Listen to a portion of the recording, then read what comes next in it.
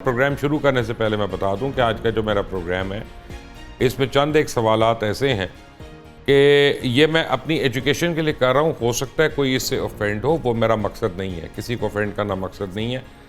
لیکن ہم اسٹوڈنٹس ہیں اور ہمارا کام ہے تعلیم حاصل کرنا, ہمارا کام ہے علم کی جستجو جو ہے. اور میرے 3 مہمان آج کے جو ہیں کسی تعارف کے محتاج نہیں ہیں, اپنے اپنے مکتبہ فکر میں بڑے اعلیٰ مقام اور مرتبت والے حضرات ہیں. علامہ کوکب نورانی اوکاڑوی ہیں میرے ساتھ, علامہ امین شہیدی صاحب ہیں اور علامہ ابتسام علیہ ظہیر صاحب ہیں. کسی تعارف کے محتاج نہیں ہیں. آپ سب کا بہت بہت شکریہ. میں ایک آپ کو بیک گراؤنڈ ذرا بتاؤں کہ وائس آف امریکہ کا کہنا ہے کہ پاکستان میں ہر لاکھ 22 لاکھ حمل ضائع کیے جاتے ہیں, یعنی 22 لاکھ ابورشنز کی جاتی ہیں. اب ان میں چند ایک تو میں مان سکتا ہوں کو میڈیکل وجوہات کی بنا پہ ہوں, لیکن اکثر جو ہے وہ میڈیکل وجوہات کی بنا پہ نہیں ہوتی.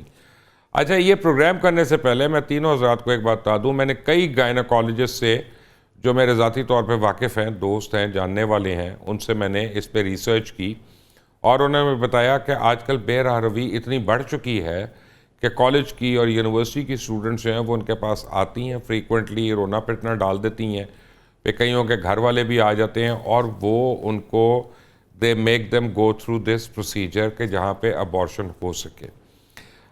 اچھا, پہلی بات ہے مجھے تو یہ پتہ ہے کہ جو وہ کروا رہا ہے وہ کیا کر رہا ہے, کتنا بڑا گناہ کر رہا ہے, لیکن ایک تو سوال یہ ہے کہ وہ جو ڈاکٹر حضرات جو اس معاملے میں ان کی ہیلپ کرتے ہیں, کیا وہ جائز کرتے ہیں, ناجائز کرتے ہیں؟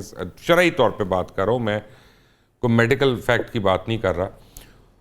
اور دوسری بات ہے کہ یہ جو ابورشنز ہیں اس کے بارے میں مذہب کہتا کیا ہے ہمارا, کیا یہ ہمیں اس کی اجازت ہے یا اس کی اجازت نہیں ہے؟ تو علامہ ابتسام علیہ ظہیر صاحب, آپ میرے سب سے دائیں سائڈ پہ بیٹھے ہیں, تو پہلے آپ سے شروع کرتے ہیں. دیکھیں جی, بنیادی طور پر بات یہ ہے کہ مذہب کا مقدمہ اس مسئلے میں بالکل واضح ہے. ایک بات تو یہ ہے کہ جو پیرنٹ قتل ہوتا ہے اس بندے کا جس کو ہم دیکھ رہے ہوتے ہیں, اس کے بارے میں کوئی ڈاؤٹ ہی نہیں کہ انہو من قتل نفسا بغیر نفس و فساد فی الارض فکانما قتل الناس جمیعا. جس نے ایک بندے کو مارا اس نے ایک کو نہیں مارا بلکہ پوری انسانیت کو مارا ہے. ابورشن کے بارے میں کئی مرتبہ یہ ہمارے ذہن میں اس طرح کے خیالات آتے ہیں کہ شاید وہ جان چونکہ منظر عام کے اوپر نہیں آئی تو اگر ہم اس سے قتل کر رہے ہیں تو شاید یہ قتل فرق ہوگا. تو یہ بات درست نہیں ہے, اس لیے کہ اس کے نظائر جو ہے نا 2 طرح کی احادیث سے میرے سامنے آتے ہیں. ایک وہ احادیث جن کا تعلق اس نوزائیدہ بچی کے ساتھ ہے جس کو فقط شرم کی وجہ سے قتل کر دیا جاتا تھا. اب یہ بات ہے تو اس کے اوپر قیاس کیا جاتا کہ وہ بھی بے زبان بچی تھی, ابھی اس نے کوئی زمانے میں سانسیں لیے, کوئی اس نے اعمال نہیں سے کیے, نہ ابھی وہ کسی چیز کی مکلف بنی تھی, تو اس کو انہوں نے جو ہے نا شہید کر دیا. تو اللہ تعالیٰ کو اس کا بڑا غصہ آیا اور اللہ تعالیٰ نے قرآن میں آیت بھی نازل فرمائی, وَإِذَا الْمَوْءُودَةُ سُئِلَتْ بِأَيِّ ذَنبٍ قُتِلَتْ.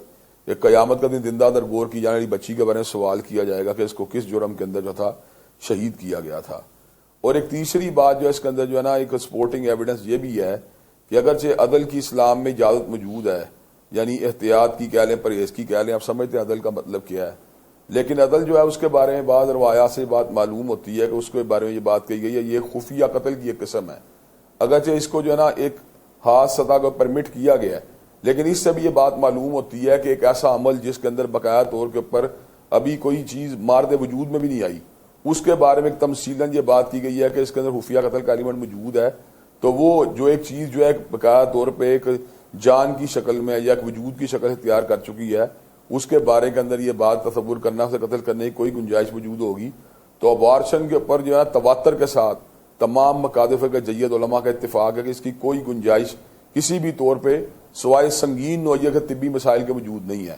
جب سنگین نوعیت کے طبی مسائل ہو جہاں پہ ماں کی جان کو خطرہ ہو یا بچے کے مردہ پیدا ہونے کے امکانات ہو, تو ایسی صورت کے اندر جو ہے ابارشن کی اجازت دی گئی ہے. اس کے علاوہ کوئی ایسی صورت موجود نہیں ہے کہ جس کے اندر جو ہے نا اس کو جو ہے نا وہ جائز قرار دیا جا سکے. اور خاص طور پہ جس طرح کا آپ نے پس منظر بتلایا ہے جس کے اندر بے راہ روی کو جو ہے نا ختم کرنے کے لیے, اس کے نتیجے کو دبانے کے لیے قتل کیا جاتا ہے, تو اس کا مطلب یہ ہے کہ ہم اس بے راہ روی کو جو ہے نا انڈوس کر رہے ہیں. اور ویسٹرن کنٹریز کے اندر بھی, امریکہ کے اندر بھی باقاعدہ کمپینز چلتی رہتی ہیں ابارشن کی حمایت کے اندر بھی, مخالفت کے اندر بھی. تو اس کے پس منظر کے اندر بھی یہی بات ہوتی ہے کہ اس بے راہ روی جو کہ ایکسٹرا میریٹل ایکٹیویٹی ہوتی ہے اس کے اوپر جو ہے قابو پانے کے لیے جو ہے نا ابارشن کیا جاتا ہے. تو میں یہ بات سمجھتا بھوک کے خوف سے اولاد کو قتل کرنا یا کسی سٹگما کی وجہ سے قتل کرنا یا بے راہ روی کو چھپانے کے لیے قتل کرنا کسی بھی صورت میں جو ہے نا اس کی گنجائش موجود نہیں ہے. علامہ شہیدی صاحب. بسم اللہ الرحمن الرحیم. دیکھیے اس مسئلے کو دو حوالوں سے دیکھا جانا چاہیے. ایک تو جو موضوع آپ نے اٹھایا ہے کالجوں، یونیورسٹیز اور معاشرے میں بے راہ روی کے نتیجے میں، اور دوسرا یہ ہے کہ خود جینون کیس ہے کسی گھرانے کے اندر، تو وہاں پر یہ دو الگ الگ پس منظر ہیں. پہلی بات یہ ہے کہ کسی بھی خاتون کے پیٹ میں اگر بچہ ہے تو 4 مہینے سے پہلے اس میں روح پیدا نہیں ہوتی. روح پیدا ہونے کے بعد اس کے احکام اور ہیں، روح پیدا ہونے سے پہلے اس کے احکام اور ہیں. 4 مہینے کے بعد اگر وہ بچہ پیٹ میں ہے تو اس کا گرایا جانا قتل نفس ہے اور حرام ہے اور قطعاً حرام ہے، کسی بھی صورت میں جائز نہیں ہے. ہاں اگر ایسی صورتحال پیش آ جائے کہ ماں اور بچے میں سے کوئی ایک بچ سکتا ہو اور ڈاکٹرز یہ تشخیص دے دیں کہ ان میں سے یا ماں بچے گی یا بچہ، اس صورت میں اس بچے کو مارنا تاکہ ماں بچ جائے جو کہ موجود ہے اور بچے کا ابھی امکان ہے کہ بعد میں بچ سکے نہ بچ سکے، وہاں پر یہ ایک صورت نکلتی ہے کہ ایبورشن ہو اور بچے کو ضائع کیا جائے. لیکن اس میں بھی اس کی دیت ادا کی جائے گی ایک کامل انسان کی قیمت کے طور پر. لہذا ایبورشن کی جو اجازت ہے وہ اس مجبوری کی صورت میں ہے جب کسی کی جان بچانا اس ایبورشن پر ہی موقوف ہو. اور یہ ہے وہ جائز رستہ جہاں پر اس طرح کی سچویشن میں آدمی فیصلہ کر سکتا ہے. لیکن جہاں تک تعلق ہے ایک ناجائز رشتے کا اور اس کے نتیجے میں بے راہ روی اور فحشا کے عام ہونے کا، تو اس کو ہر صورت میں معاشرے کو بھی بچانا ضروری ہے اور اس طرح کے اعمال کو روکنا بھی ضروری ہے. لہٰذا صرف ایبورشن ہی اس کا ایک چیپٹر نہیں ہے، ایک موضوع نہیں ہے. اس سے متعلق تمام موضوعات پر گفتگو بھی ہونی چاہیے اور ان رستوں کو روکنے کی بھی کوشش کرنی چاہیے جس کے نتیجے کے طور پر یہاں نوبت آتی ہے کہ ایبورشن ہو یا نہ ہو. اس صورت میں بھی اگر فرض کریں فحشا کی صورت میں، غیر شرعی حرام عمل کی صورت میں حمل ٹھہر جاتا ہے تو وہاں پر بھی نہ لڑکی کو اس بات کی اجازت ہے نہ لڑکے کو اس بات کی اجازت ہے کہ وہ اس بچے کو گرائیں اور اس کو قتل کریں.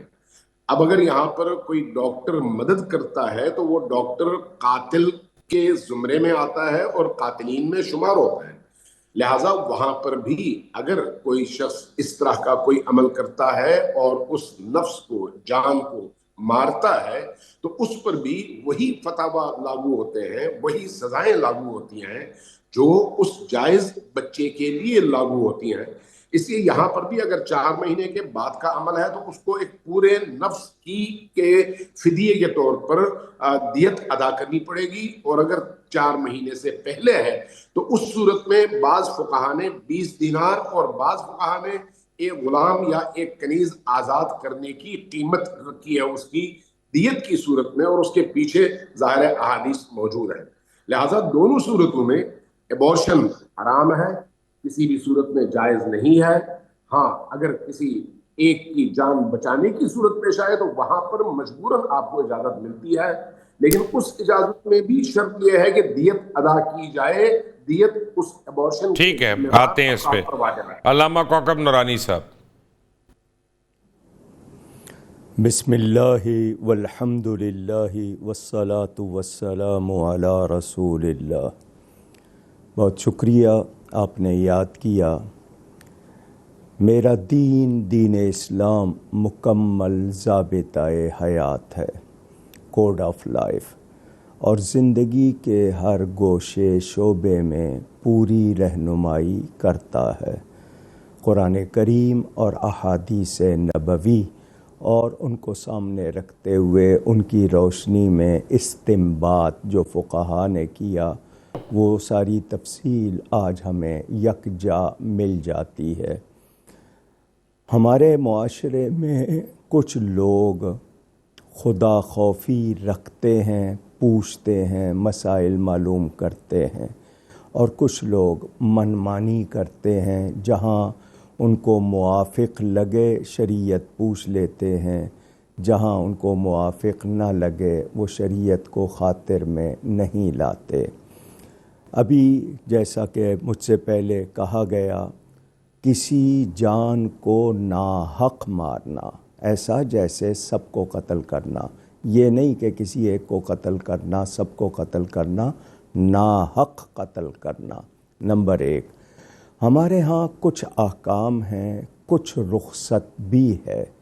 رخصت کا مطلب جہاں ایسے عوامل پائے جائیں کہ مجبوری ہے، اور کوئی ایسی مجبوری ہے جس کا اور کوئی حل نہیں، وہاں رخصت بھی دی گئی ہے۔ اب شریعت نے مرد و عورت کا ایک تعلق رکھا ہے جس کو زوجین، میاں بیوی کہتے ہیں، اور شادی ہوتی ہے اور اولاد ہوتی ہے، اور اس کے لیے وہ دونوں ثواب پاتے ہیں۔ میاں بیوی کا عمل ان کے لیے ثواب ہوتا ہے، مگر وہی عمل اگر بغیر نکاح کے کیا جائے تو وہ جرم بنتا ہے، گناہ ہوتا ہے، اور اس کا وبال ہوتا ہے، کیونکہ اس سے معاشرے میں امن نہیں رہتا، عزتیں محفوظ نہیں رہتی۔ شریعت یہ چاہتی ہے کہ خوشگوار معاشرہ ہو اور ایک دوسرے کا تحفظ ہو۔ اب مسئلہ آیا اسقاط حمل، جس کو آپ انگلش میں ابارشن کہتے ہیں۔